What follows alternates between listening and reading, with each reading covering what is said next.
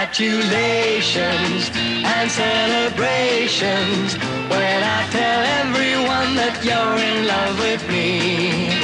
Congratulations and jubilations. I want the world to know I'm happy as can be. Who would believe that I could be happy and... Well, vi skal have to af de allerstørste, du kan lave, Tivolis. Det skal det virkelig være med top over det hele. So now, this is the secret of my youth. You've discovered it. Eat lots of big ice cream. Look at cream and jam? Yeah. What ice cream? Cream and jam? Oh, yeah, everything. This is a bomb. I don't believe it. This is a bomb. Okay, this is for the whole company. Yeah. I guess you have to share this with everybody in the Tivoli. Yeah. You have to start eating it. Cliff, in 1960 you told a British music paper that you would be surprised and grateful if you lasted more than 5 years in showbiz. Now you have lasted 30. Are you surprised and grateful? Yes, I still am. Although I can realize more and more now that you can have longevity in our industry if you are prepared to work really hard and remain honest with your public. It's possible not just for me, but for anybody within the rock and roll world to last for a long time. But in those days, you know, there had been nobody who had been singing for a long time, only for short periods. You know, people would make one record, maybe 2 records, and then the career was finished. So I thought to myself, maybe I'm good enough to last 3, 4, 5 years, but I could never have dreamed of this. So now it's happened. Yes, I'm a little surprised, and I am still very grateful. I must have been maybe 14 years old when I was with my friends and we were walking through the village that I lived in, and somebody had stopped the car. They had run into a shop, maybe to buy a newspaper or something. The engine was still running, the window was down, and I heard the radio, and I heard Elvis singing, "Since my baby left me." Well, we all listened and we thought, what is this noise? It was not like somebody singing normally. It was an unusual sound. And I have to say that was Elvis, and the moment I heard his voice, then I was inspired to try to be like him. You ain't not going. Every boy who was 14, 15, 16, way back then, wanted to be like Elvis, and I was one of them. But I was lucky, you see. I was lucky to find my own career and my own abilities, and I now, fortunately, I'm Cliff Richard, I'm not Elvis. I'm on demonstration tapes, and people make very good demos. There's studios everywhere. You can go in and you can pay some money and you can make a good tape.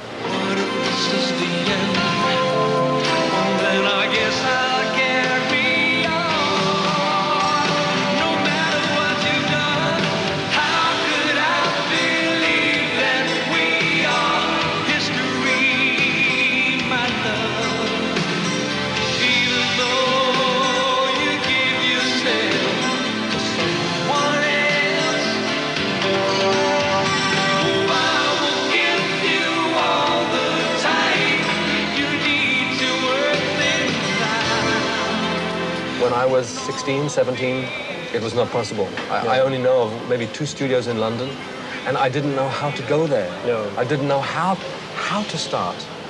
So all I did was form a band, and we played all the local places.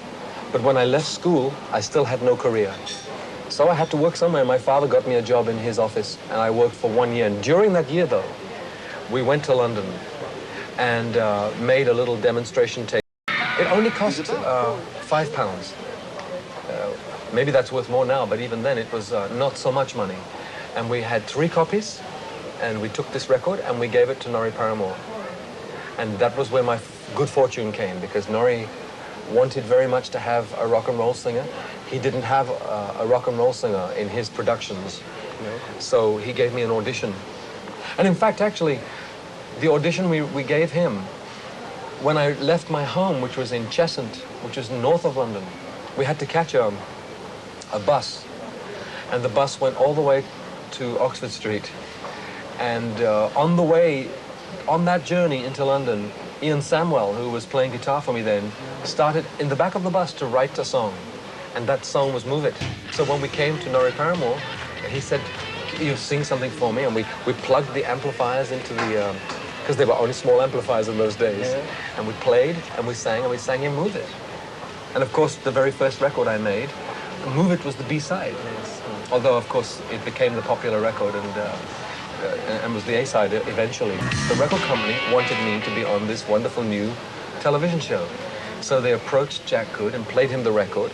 He turned it over, and he said, well, if Cliff comes on my show, I don't want the A-side. I want the B-side, the rock and roll side. So EMI, of course, they've always been a very shrewd company. They said, well, you know, television is very important for our new star, so we will change the record. So Jack Good was very shrewd, very clever, and he heard that Move It was the better song. So everything turned around. The record company changed everything, all the promotion changed, and Move It became the A-side. Move It, here in 1988, still sounds like a great rock and roll song. It still is. Almost exactly 30 years ago, I came here. I never, ever have heard at that time of Abbey Road Studios. And in fact, in those days, it was very difficult to think of somebody who lives outside of London coming into London to make a record. To make a record seemed impossible. So it was a very special time. And in fact, Abbey Road is right here, the building. It looks almost exactly the same from the outside as it did 30 years ago.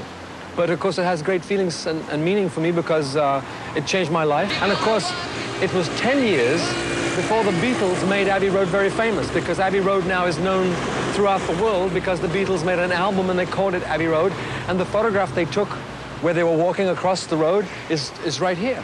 So I did all this 10 years before they made it famous. Abbey Road has played a big part in many people's careers. But for me, you see, that July, or June or July in 1958, this is where I stood. I mean, I stood around about this, within 4 or 5 feet of this little area, to sing my song, Move It.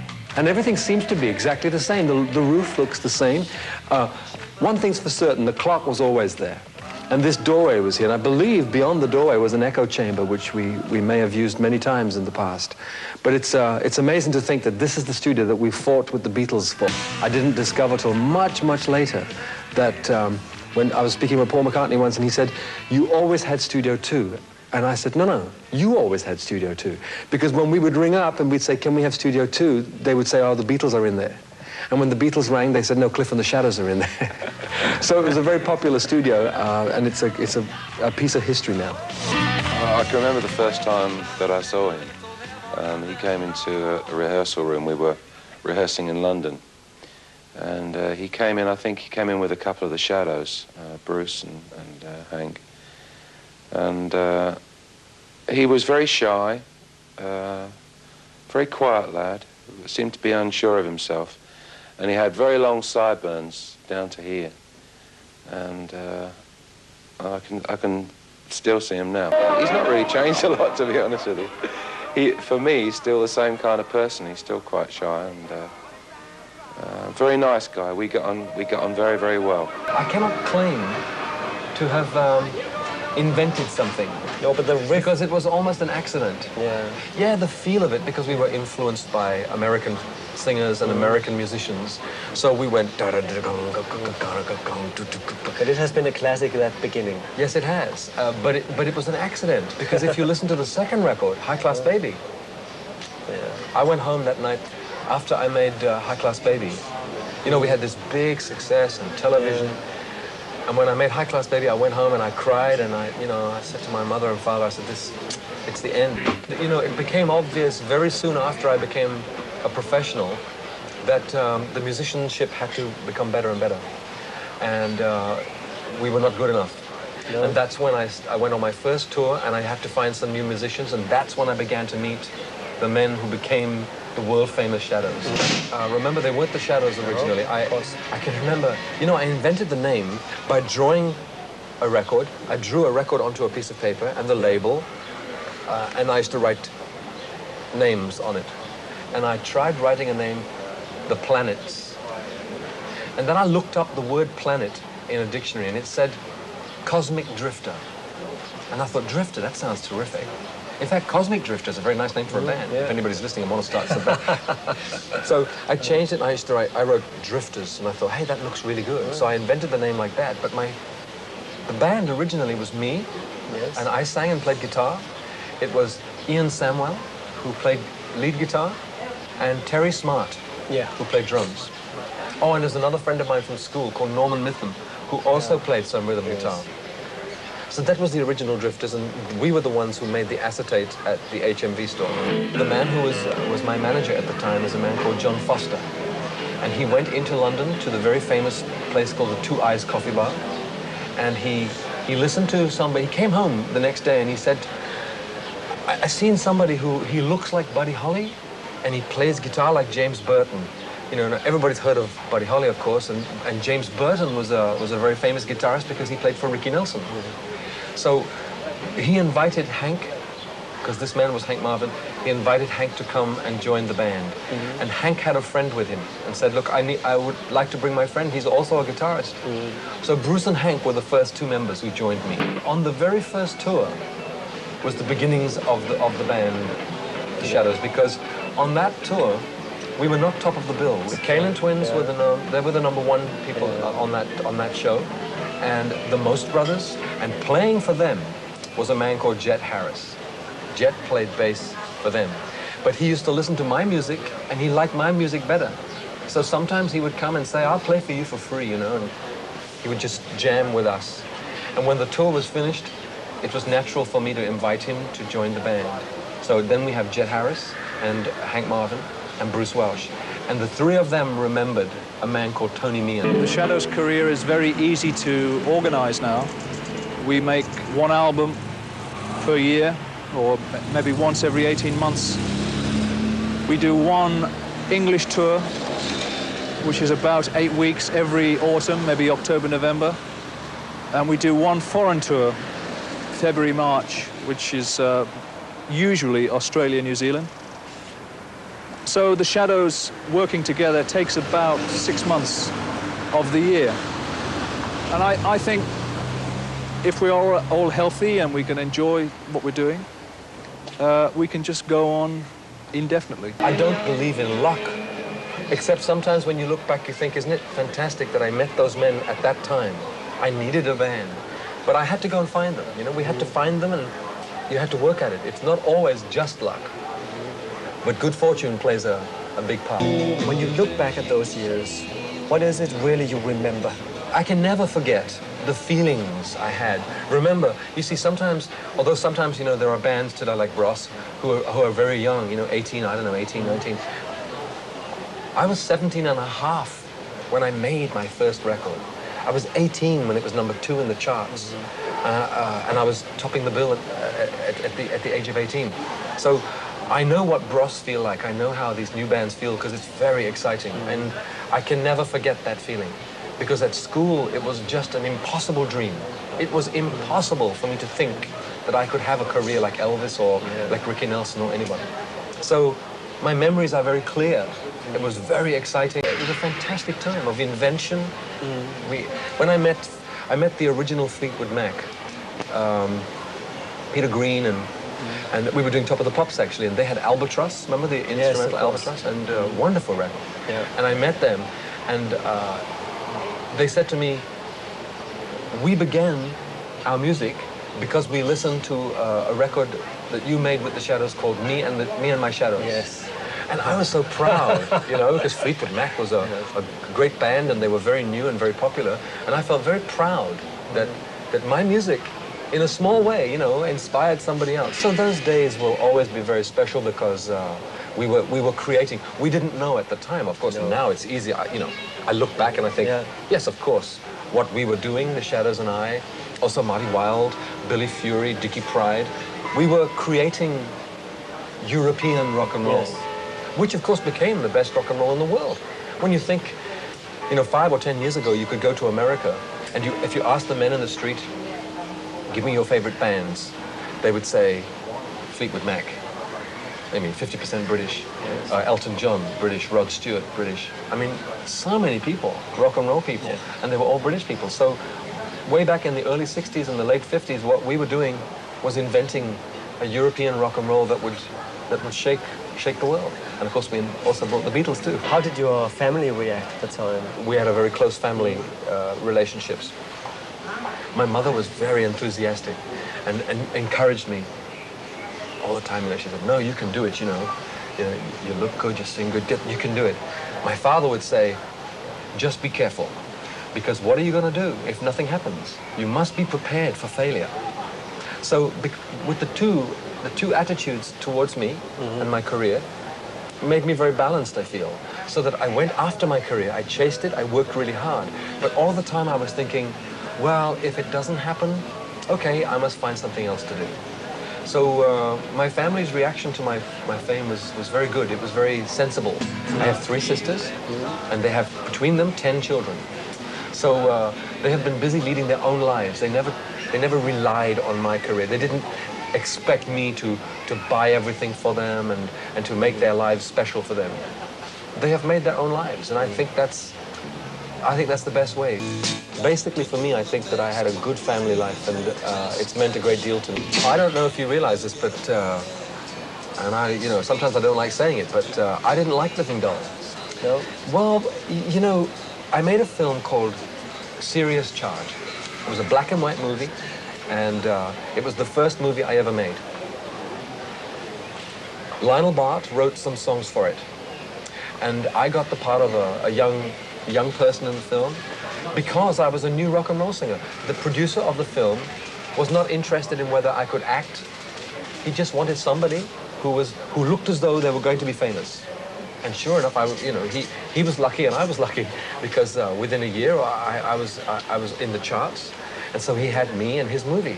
Now, Living Doll was written for that movie, but it was written like a rock and roll song. Yeah. You know, the backing of the music, if anybody has seen the film, it goes gong, dong, dong, dong, dong, gong. What's up? Gary Parable said, look, maybe it's a mistake, but if you look at the contract, for the film contract, it says here in small letters, there must be a record. So I had to make a record, and I was very depressed. But we were on tour, and I remember we were in a town called Sheffield.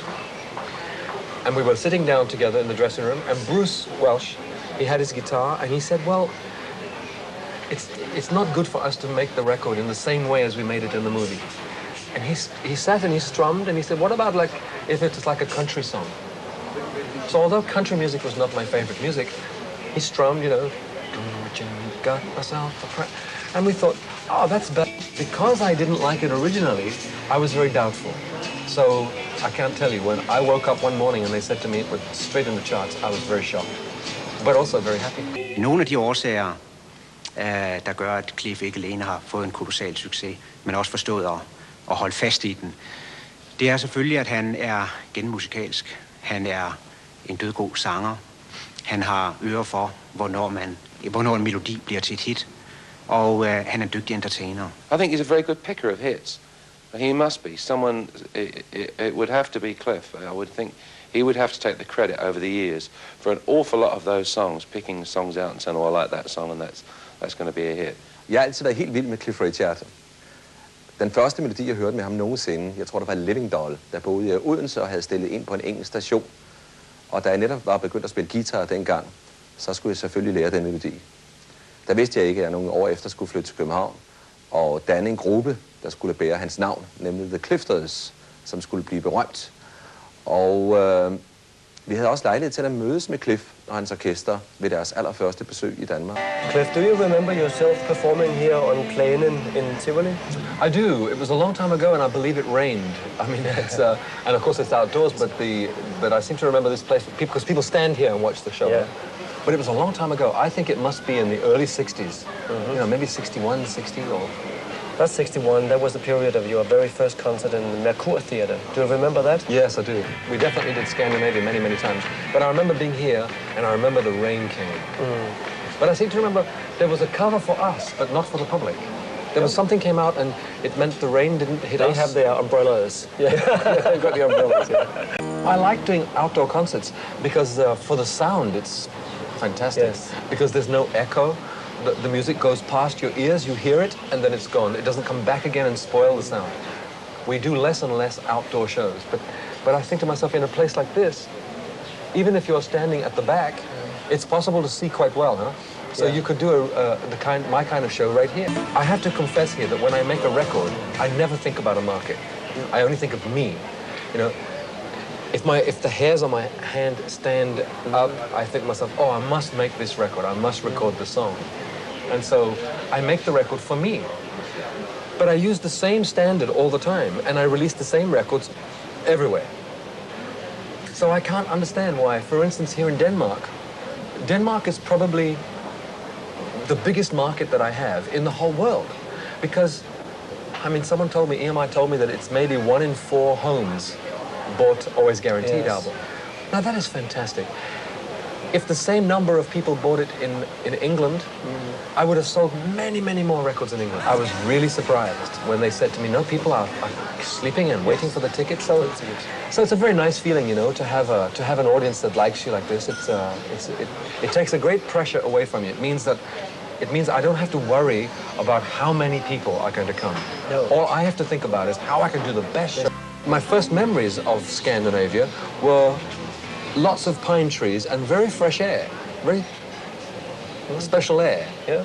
I'm sure there are places in Britain where you can go where the air smells good. Well, I know there are because I have a cottage, a little home in the west of our country, in Wales, and if you walk amongst the trees, it's the same sort of smell. But my first visit here was almost the first time I felt this kind of air. So my memories of that, and everyone seemed to be very blonde. Cliff has lasted 30 years in show business. It's a very hard question for me to answer. I guess part of the reason is that the people who like what he does have grown up with him. He is a superb professional. He has learnt his trade. The simple answer, he has a great talent. It's like a British bus, you know.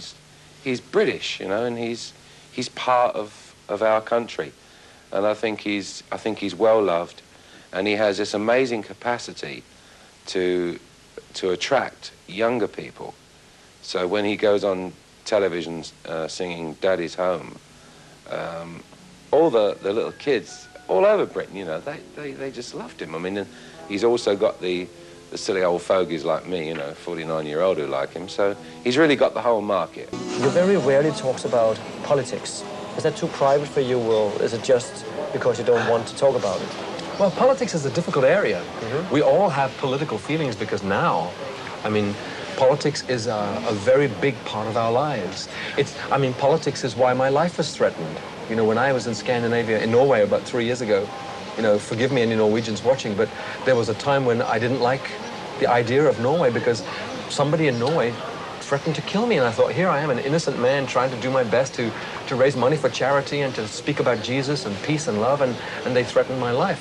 Why? Not for any other reason other than politics became very big in somebody else's life. And so now I have to think about politics. You know, it is part of my adult responsibility to think a little bit about the things that run our lives, and politics is probably the most powerful area in the whole of our lives. So although I don't like to make big political statements, I'm happy to make socially political statements. I was on a political blacklist made up by the anti-apartheid group. Yes. Their head office was in New York. So when I had this problem in Norway and people threatened to kill me, I wrote and said, look, I don't understand. Why am I on the blacklist? I'm a Christian. I have not done any commercial concerts in South Africa. Whenever I go to South Africa, I have always told them, look, I don't like the system very much. If I'm coming here, I must have a multiracial audience, and I'm only coming to speak about Jesus. If Jesus goes into a man, apartheid must leave. Apartheid and Jesus, not possible to live together. So now I'm hoping that people will begin to understand that when I go to South Africa, for instance, it's to attempt to fight apartheid from inside. That's my political statement. You know, I've never been an atheist. I always, when I was at school, I always thought, yes, there must be somebody or something that is a God.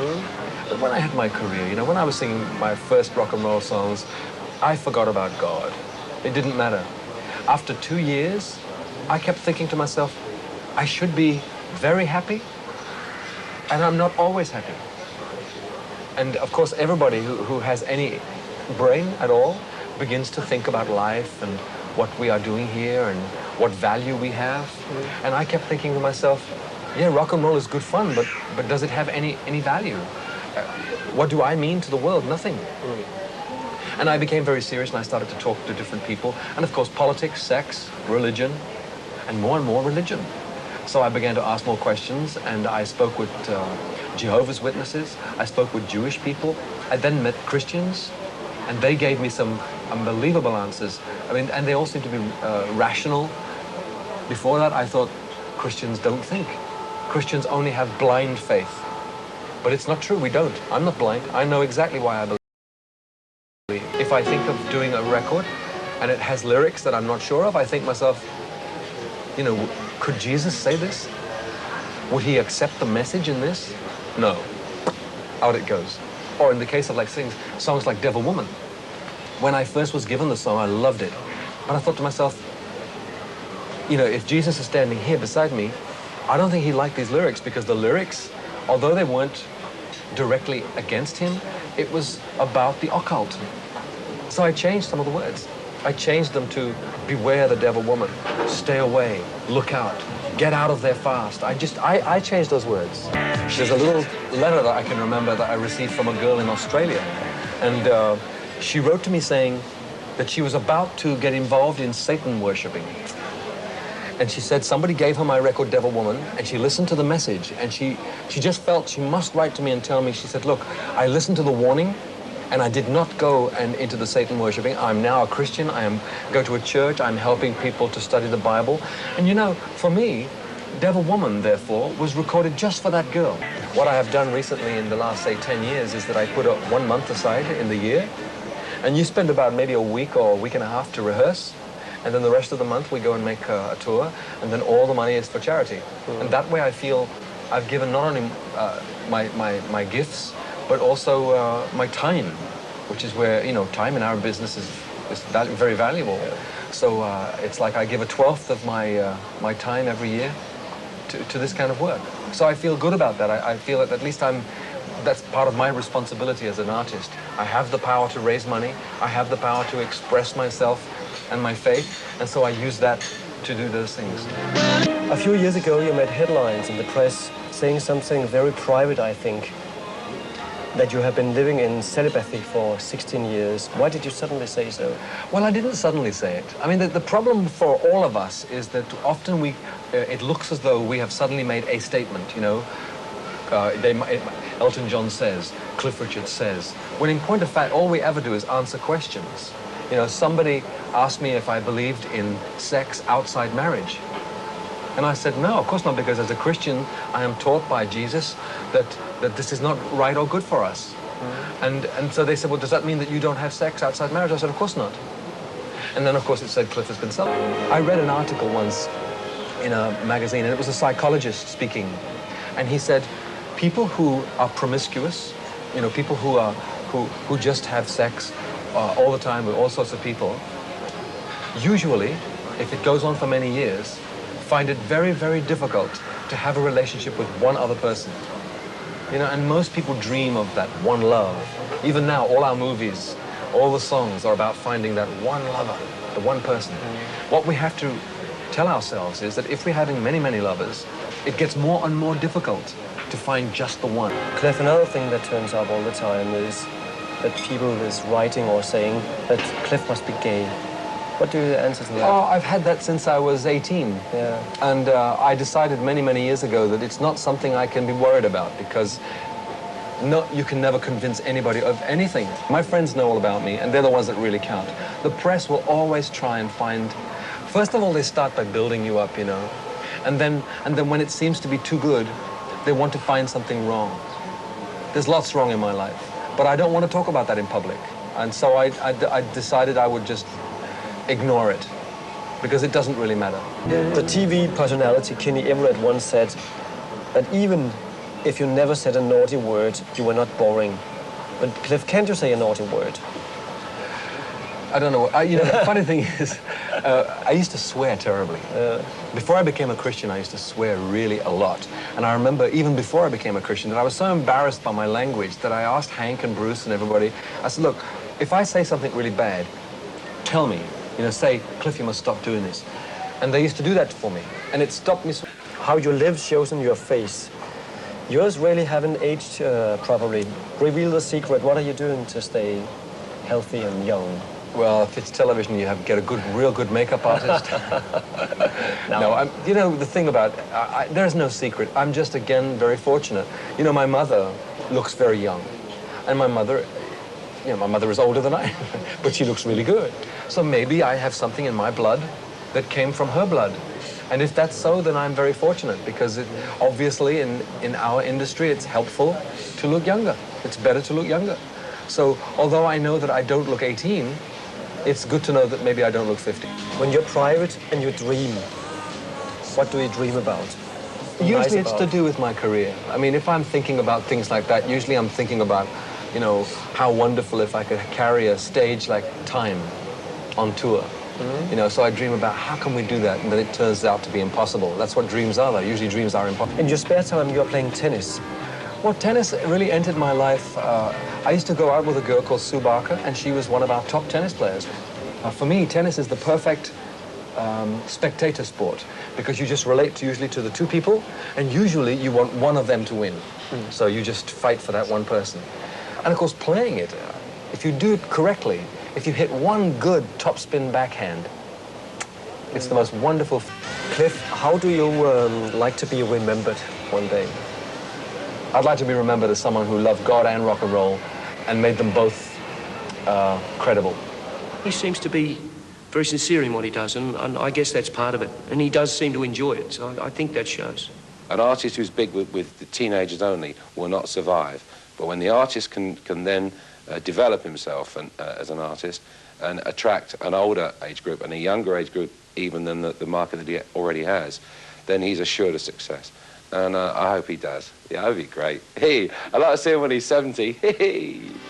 The first 30 years of yours have been spectacular. How do you see the next 30 years? I don't know, because if you had asked me the question about my career 30 years ago, I could not have expected what I have received. And so therefore, there's no way I can begin to answer a question like that, because I don't know. If my voice is kaput next year, then my career is kaput, because I can't sing and I can't perform. If my voice is okay, and if I can choose the right songs, I can still make records and people will still buy them. And then that could go on for another 30 years, until, while I can stand up and sing, I can still have a career.